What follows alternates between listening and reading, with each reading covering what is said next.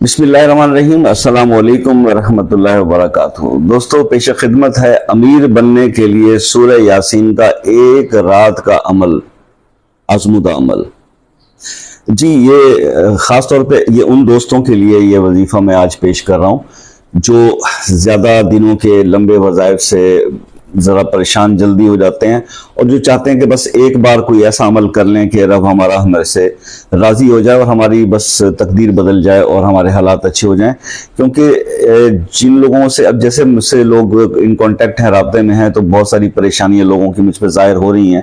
مطلب کئی دوست تو اس حد تک عاجز ہوتے ہیں کہ کہتے ہیں کہ ہمارے پاس ایک وقت کا ہے اور ایک وقت کا نہیں ہے، بزنس میں لاسز پہ لاسز ہوتے جا رہے ہیں اور کچھ سمجھ میں نہیں آ رہا۔ تو کیا دیکھیے، جہاں آپ اتنے پریشان ہیں، فرسٹریشن کی طرف جا رہے ہیں، ڈپریشن کی طرف جا رہے ہیں، تو تھوڑی سی محنت کر ہی لیں۔ ایک رات کا عمل ہے، ایک رات پوری بھی لگ جائے اگر اس کام کے اندر تو کوئی پریشانی والی بات تو نہیں ہے۔ آپ نے ایک رات میں اپنے رب کو راضی کر لینا ہے اور اس نے اپنی تقدیر جو ہے آپ کی وہ بدل دینی ہے۔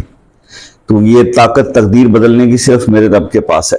وظیفہ شروع کرنے سے پہلے آج آپ سے ایک بڑی انٹرسٹنگ بات جو ہے وہ میں شیئر کرنا چاہوں گا، اور وہ دلچسپ بات یہ ہے کہ پچھلے کئی دنوں سے جیسے میں نے آپ لوگوں سے بہت زیادہ انٹریکشن شروع کیا ہوا ہے، واٹس ایپ پر بھی اور کمنٹس کی بھی، ہر کمنٹ کا جواب میں آپ کو دیتا ہوں، تو مجھے یہ میری نالج میں آیا کہ واٹس ایپ پر رابطہ کرنے والے لوگوں میں اکثریت، یہ اللہ بہتر جانتا ہے کہ یہ اتفاق ہے یا کیا ہے، اکثریت ایسے لوگوں کی سامنے آئی۔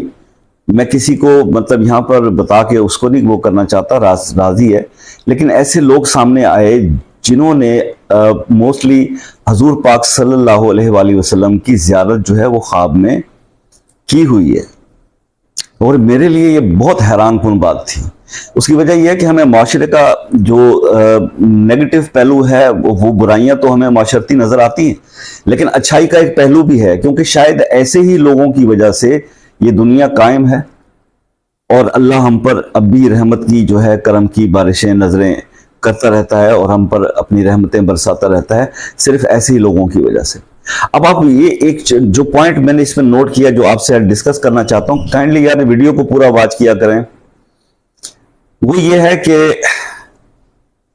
ایک انسان کو جب خواب میں حضور پاک صلی اللہ علیہ وآلہ وسلم کی زیارت ہو جاتی ہے، زیارت رسول اللہ ہو جاتی ہے، تو یار میں سمجھتا ہوں کہ وہ اس وقت کا ولی ہے۔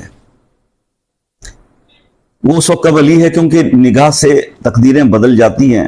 جب سرکار خود آ گئے اور خواب میں زیارت دے دی تو پھر اس کے بعد کیا عمل باقی رہا۔ لیکن میں حیران اس بات پہ ہوں کہ جن جن لوگوں سے میری بات ہوئی وہ لوگ سب اس بات کو مطلب مخفی رکھ کے بیٹھے ہوئے ہیں، اور مجھے صرف ان کی ذرا نوازی ہے، ان سب کی میں ان کو سلام پیش کرتا ہوں جنہوں نے مجھ پر ٹرسٹ کر کے یہ بات مجھ سے شیئر کی۔ وہ چھپاتے ہیں، مطلب لوگوں کے پاس جتنی کوئی اللہ پاک ان پہ اور ایک بچی نے تو مجھے یہ کہا کہ جی مجھ سے لوگ کہتے ہیں دعا کے لیے، میں جس کے لیے دعا کرتی ہوں وہ دعا قبول ہو جاتی ہے، مطلب اس لیول کا اس کو اللہ پاک نے نوازا۔ لیکن اس نے یہ نہیں کیا کہ جناب وہ اس بات کو لے کے اس کو جناب وہ، جیسے ہمارے ہاں تو یہ ہے نا کہ جیسے میں یوٹیوب پہ کھڑا ہوا ہوں، ایسے کئی بنے ہوئے چینل اور مزے سے بتا رہے ہیں جیسے دنیا کے ہر مسئلے کا حل انہی کے پاس ہے اور ہم بہت بڑی کوئی کامل ولی پیر۔ ہم لوگ کچھ بھی نہیں ہے بھائی، دنیا میں بڑے بڑے لوگ، کیونکہ جو یہاں بیٹھ کے یوٹیوب پہ اپنی بڑائی اور یہ چیزیں بیان کریں تو اس کے پاس، وہ کہتے ہیں نا کہ ایک بچپن میں کہاوت سنی تھی، تھوتھا چنا باجے گھنا، مطلب آپ سمجھ لیں، مطلب یہ اس کا ترجمہ تلاش کر لیجیے گا۔ میں اب سمجھانے بیٹھا تو ویڈیو اور طوالت کی طرف چلی جائے گی، جس کا پھر شکوہ کرتے ہیں میرے دوست کے جی شاہ جی آپ ادھر ادھر کی باتیں بہت کرتے ہیں۔ یار میری مجبوری ہے، باتیں میں کس سے کروں، آپ سے نہ کروں تو کس سے کروں؟ تو اب بات یہ ہے کہ یہ بات جو ہے مجھے بڑے میرے دل کو لگی کہ یار بات ہے بھی صحیح۔ پہلے بھی جتنے اللہ کے ولی گزرے ہیں، جتنے بھی اولیاء اللہ گزرے ہیں، جن کی مزاروں پہ آج جو ہے وہ قرآن پڑھا جا رہا ہے اور لوگ جو ہے وہ جوک در جوک آتے ہیں ان کے، تو بات یہ ہے کہ وہ انہوں نے کون سا اپنی کرامات کو ظاہر کیا؟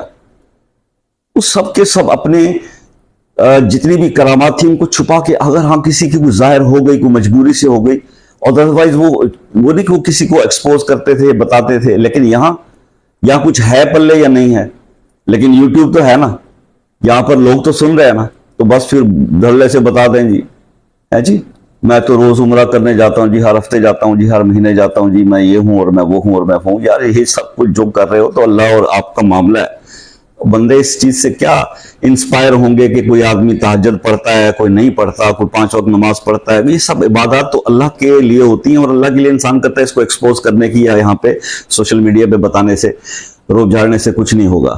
ہم جو یہاں پہ بتلا رہے ہیں، میں نے پہلے بھی بولا، میں خود ایک دینی اسٹوڈنٹ ہوں دین کا، اور جو علم حاصل ہوتا ہے، جو چیزیں مجھے معلوم ہوتی ہیں کہ یہ افیکٹو ہیں یا اثر کرتی ہیں، اس کی تھوڑی سی تحقیق کرنے کے بعد وہ میں آپ سے شیئر کرتا ہوں.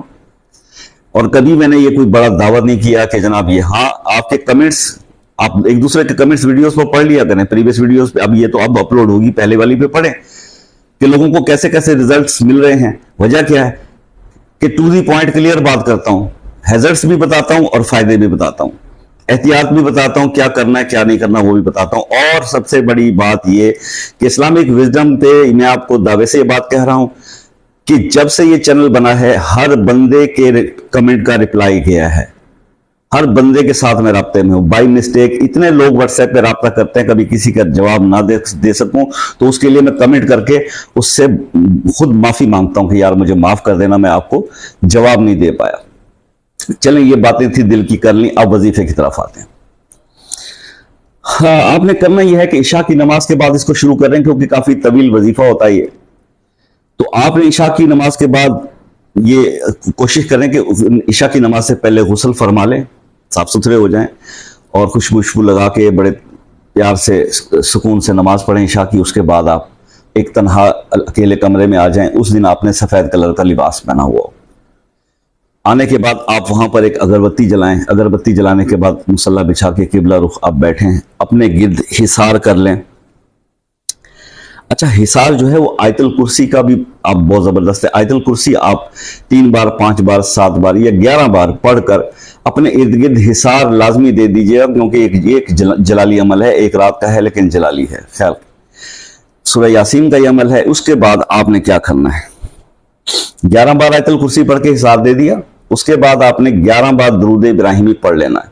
پہلے 11 بار درود ابراہیمی پڑھنے کے بعد اچھا اپنے اس حصار کے اندر پانی وانی رکھ لیجیے گا، کیونکہ گرمی ہے اور یہ کافی طویل وظیفہ ہے. میں نے بولا ایک رات کا عمل ہے، تو بلکہ اگر آپ کو کوئی ڈائبٹیز جیسا کوئی مسئلہ ہے تو کچھ ساتھ بھی رکھ لیجیے، ایسا نہ ہو کہ آپ کا شوگر لو ہو جائے. تو پانی ٹھنڈا ساتھ رکھ کے تھرموس میں بیٹھیں. اپنے دائرے کے اندر، دائرے سے باہر نہیں نکلنا آپ نے وظیفہ مکمل کرنے سے پہلے، یہ احتیاط ہے.